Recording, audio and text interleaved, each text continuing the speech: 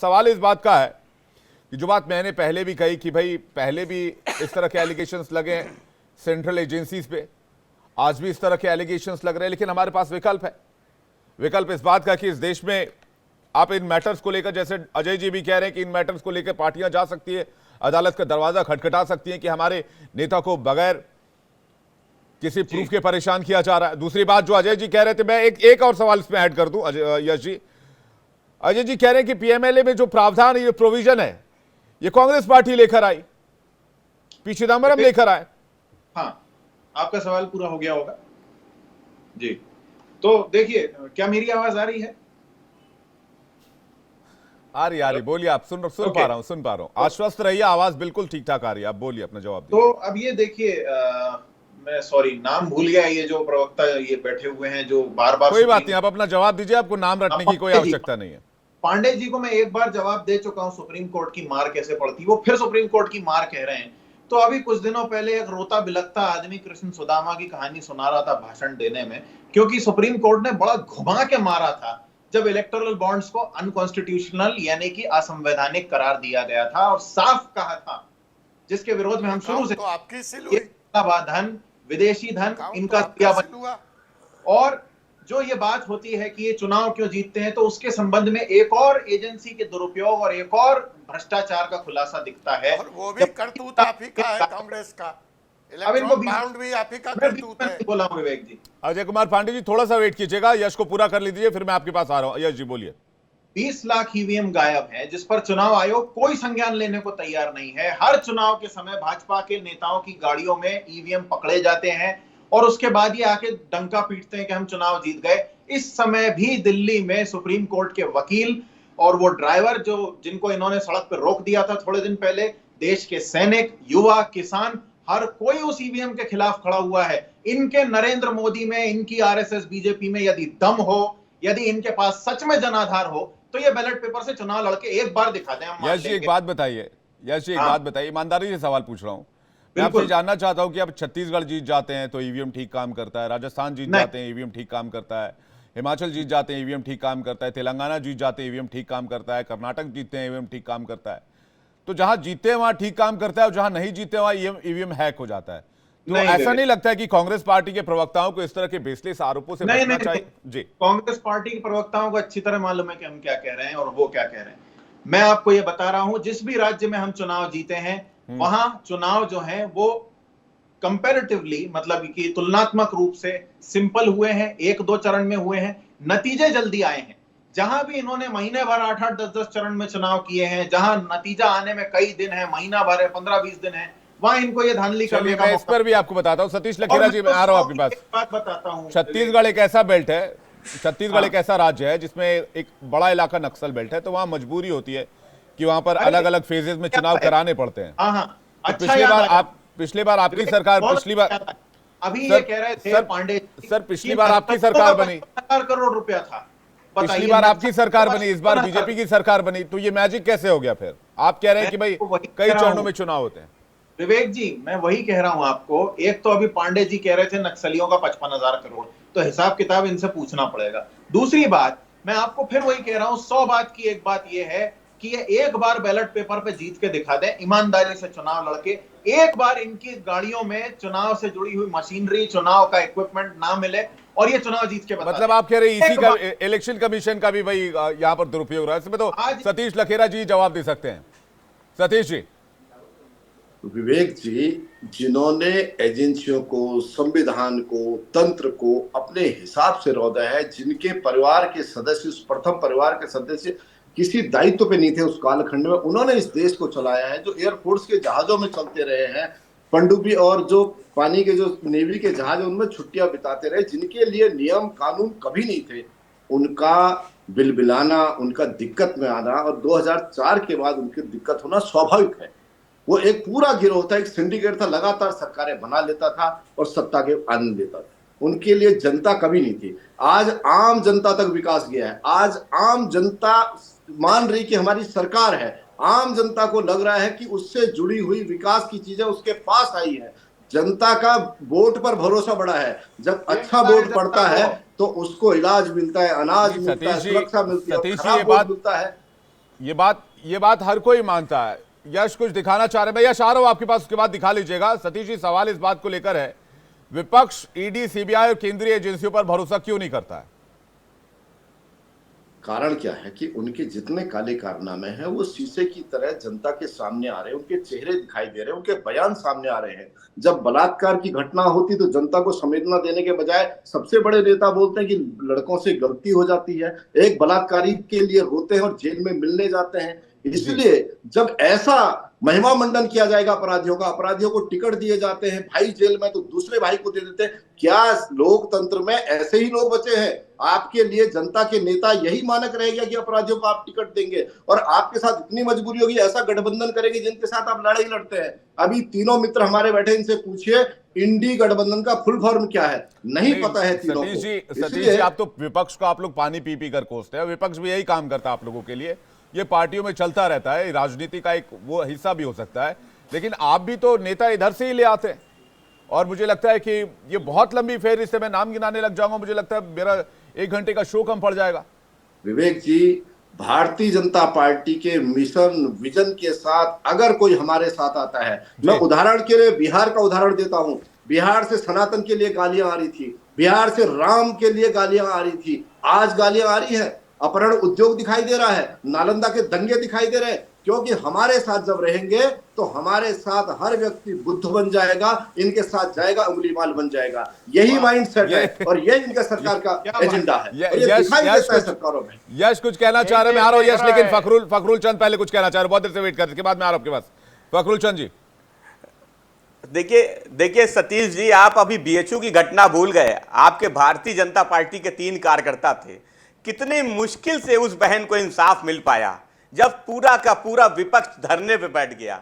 आप बलात्कारियों की बात कर रहे हैं, आप लड़कों की बात कर रहे हैं। ये कौन लड़के थे जिनको बचाने का काम भारतीय जनता पार्टी की सरकार ने किया? ये कौन बलात्कारी थे जिनकी सजा माफ की है? और ये कौन बलात्कारी जिनको पैरोल पे पैरोल आप देते चले जा रहे हैं? और दूसरी बात सतीश जी सुनिए, और आप तो विकास की बात कर रहे हैं, विकास की गंगा बह रही है। उत्तर प्रदेश में एक पेपर आपसे नहीं हो पाता, एक पेपर लीक, हर बार पेपर लीक हो जाता है। इसलिए भारतीय जनता पार्टी इन तूतू मैंने से सतीश जी सुन लेते हैं, सतीश जी सुन लेते हैं, सतीश जी सुन लेते हैं, उनको सुन लेते हैं कल क्या आप बता रहे हो। और जब आप माफियाओं की बात करते हो, गुंडों की बात करते हो, तो हमें आपका विधायक याद आता है जो खुलेआम मन से कहता है कि उत्तर भारत के एक माफिया ने हमें चुनाव लड़ने के लिए चंदा दिया। तो भाई किस माफिया ने आपको चंदा दिया, ये बात बताते चलिए। और सतीश जी, जब आप हमारे पे एक उंगली उठाएंगे तो हम आपको आपका आईना जरूर दिखाने का काम करेंगे। इसलिए उत्तर प्रदेश का आज नौजवान परेशान है,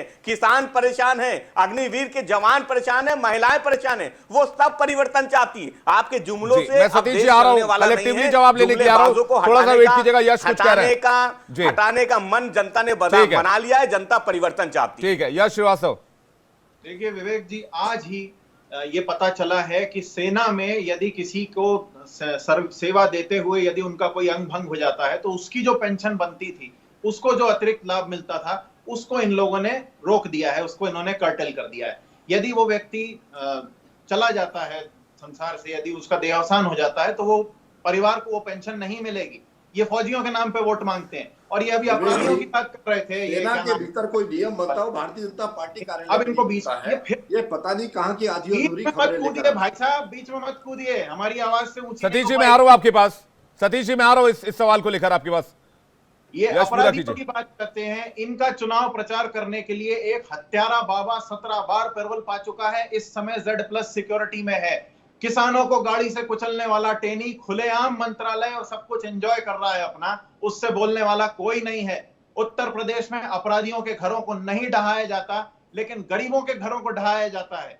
और ढहाने का प्रस्ताव कहीं भी संविधान में नहीं है, ये इन्होंने इजाद किया है सिर्फ इसलिए क्योंकि इनका ये जो मेगालोमेनिया है, कैमरा के सामने आने की भूख है, वो बनी रहे।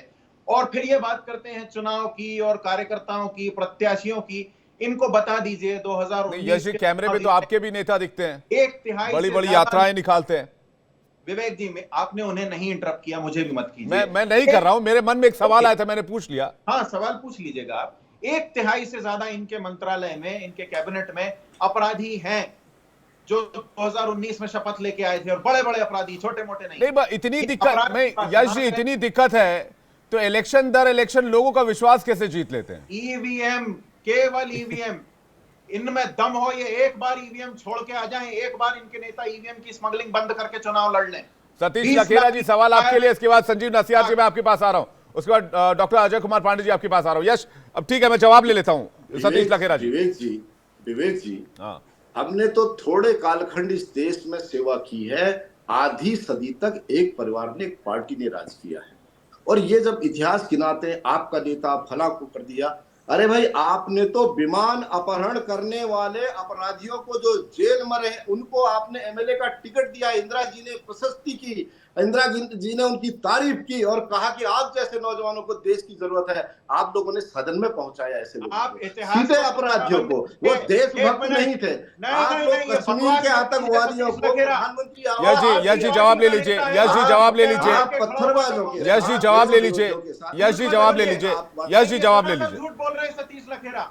अरे तो वो आपका जवाब देंगे, आप फिर आप जब काउंटर कीजिएगा तो बता दीजिएगा उनको सच कह रहे थे झूठ कह रहे थे। सतीश लखेरा जी बोलिए। नहीं, ये इसमें कोई, भाई इंदिरा गांधी जी को छुड़ाने के लिए विमान अपहरण लखनऊ से दिल्ली चलता है, जिन्होंने, मैं इनको इतिहास याद दिला रहा हूं, इन्हें इतिहास याद दिला रहा हूं, ये अपराधियों की बात कर रहे हैं, और आज तो राम को विरोध करके, राम मंदिर का विरोध करके, सनातन का विरोध करके अब पूरा गठबंधन जनता के बीच जाने वाला है। जनता सवाल पूछेगी, इस देश की आत्मा को झंझोरने वालों को पूछेगी। आप लोग आज तक आपने आज सनातन को गाली देने वालों को आपने विरोध नहीं किया है, उनकी निंदा नहीं की है दक्षिण भारत में। आप किसकी बात करेंगे? कोर्ट में गए थे आप, कोर्ट में, कि राम काल्पनिक है। सनातन की ताकत देखिए, इस देश के सनातन और आत्मा को आप लोगों ने रुलाया है। आप क्यों ही बात कर ले, आपके कार्यकाल भ्रष्टाचार के रहे और भारत की आत्मा को दुखाने वाले रहे।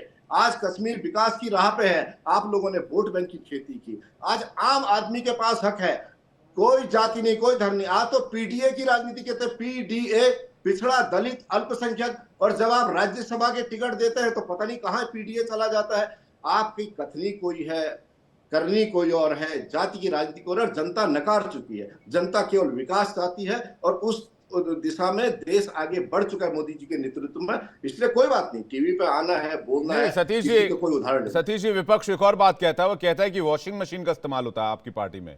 आप लोगों ने कोई वॉशिंग मशीन रख रखा है? मगर विवेक जी, किसी एक व्यक्ति को बोलिए कि भारतीय जनता पार्टी में आकर के उसके पाप धुल गए, वो निष्पक्ष हो गया, वो बरी हो गया, उसको एजेंसियों ने क्लीन चिट दे दी, उसकी कार्रवाई बंद हो गई। आप एक उदाहरण देके दीजिए। और ये तो वकीलों की पार्टी है, इनके पास तो फौज की फौज है, ये जाए और कोर्ट में जाए, जनता के बीच में जाए। राहुल गांधी तो अपनी यात्राओं में कहीं एक उदाहरण नहीं गिना रहे, वो कुछ और बोल रहे हैं। विदेश में जाते तो भारत को गाली देते हैं। वो कम से कम काम की बात करें। इनके सबसे बड़े नेता हैं कि हमने किस अपराधी को पार्टी में लिया और उसको पाक साफ कर दिया। संजीव नसियार जी काफी देर से वेट कर रहे हैं। संजीव जी, इसके बाद डॉक्टर अजय जी आपके पास आ रहा हूं। हो गए विवेक जी, मैं याद दिलाना चाहता हूं, अभी छगन भुजबल की फाइल ईडी ने कोर्ट में एप्लीकेशन लगाई कि फाइल गायब हो गई है। तो ये बात कर रहे हैं कि एक एग्जांपल, तो सैकड़ों एग्जांपल हैं। लेकिन अभी 2014 के अंदर देश ने एक नई उम्मीद के तौर पे यूपीए की सरकार के खिलाफ जिस तरीके का माहौल बनाया गया, उसके बाद एक उम्मीद के तौर पर नरेंद्र मोदी जी को देश की जनता ने जिताया था। 2019 में पुलवामा और पाकिस्तान पे जो अटैक किया था, उसके वजह से देश ने नरेंद्र मोदी जी को जितवाया था। आज 10 साल का हिसाब देने का समय है, क्योंकि इन लोगों ने कोई ग्राउंड पे काम नहीं किया। 10 साल में अगर काम किया होता तो राम हमारी आस्था है, राम हमारे कण कण में है, लेकिन राम के नाम पे वोट मांगना, यह भारतीय जनता पार्टी जो पाप कर रही है। इसलिए 2024 का ये चुनाव इंडिया गठबंधन पूरी ताकत से लड़ेगा जी, मुद्दों पे लड़ेगा। डॉक्टर अजय जी, देश में महंगाई पे, बेरोजगारी पे आ रहा हूं। डॉक्टर अजय जी, वोट पड़ेंगी और 2024 में नरेंद्र मोदी जी डेफिनेटली पूरी तरह हारने वाले हैं। जी, ठीक है डॉक्टर अजय जी, जल्दी से। हाँ, कि एक नेता को, डॉक्टर अजय जी, ठीक है। संजीव जी, ठीक है, मैं जवाब ले लेता हूँ। डॉक्टर अजय जी, ईडी का दुरुपयोग नहीं हो रहा है। अब ये ईवीएम पे चले गए हैं, तो ईवीएम की भी सच्चाई बता देता हूं कि जब भी ईवीएम के लिए इलेक्शन कमीशन ने हैकेथन कराया और इनके नेताओं को बुला करके कहा कि आइए दिखाइए ईवीएम कैसे हैक होता है मीडिया के सामने, तो ये नेता भाग गए। किसी की फ्लाइट छूट रही थी दिग्विजय सिंह जी की, किसी के पेट में दर्द हो रहा था, एक महानुभाव आजकल तिहाड़ में हैं आप वाले, तो कहीं पे ये किसी भी मुद्दे पे बोलने लायक नहीं है, स्टैंड करने लायक नहीं है, ना नैतिक रूप से ना कानूनी रूप से, और जनता का तो पूरा विश्वास ये लोग खो चुके हैं। हाँ, दिल बहलाने को गालिब, ये ख्याल अच्छा है, आप बिल्कुल पूरी मजबूती से चुनाव लड़िए, क्योंकि वो भी सपना पलटा इसी बार का है, अगली बार शायद वो भी मौका ना मिले। अपने तरीके से मैनिपुलेशन के लिए अपना आदमी चाहिए। जी ठीक है, अब देखिए चुनाव है तो आरोप भी है। सतीश जी कुछ कहना चाह रहे हैं, जल्दी सतीश जी, मेरे 10 सेकंड है। यश में आ रहा हूं। हमारे अभी आम आदमी पार्टी के मित्र राम के प्रति आस्था दिखा रहे थे, और यहाँ सहयोग से एक पैनल बैठा हुआ है। मुलायम सिंह जी की पार्टी राम भक्तों पे गोली चलाई, कांग्रेस पार्टी जिन्होंने राम के अस्तित्व को नकारा, राम नहीं बात सतीश जी, बात एजेंसियों को लेकर हो रही है, एजेंसियों की कार्रवाई को लेकर हो रही है। जी हाँ, जल्दी से लड़िए। राम आस्था है, जिसको राम में आस्था है वो राम में आस्था है। होल्ड कीजिएगा, वो आपके वजह से नहीं होगा। आप तो वो लोग हैं जो राम राम को सतीश जी जल्दी पूरा कीजिए, समय राम राम करते थे तो 100 लोगों को राम राम करते तो 200 बार राम का नाम लेते याद आता था।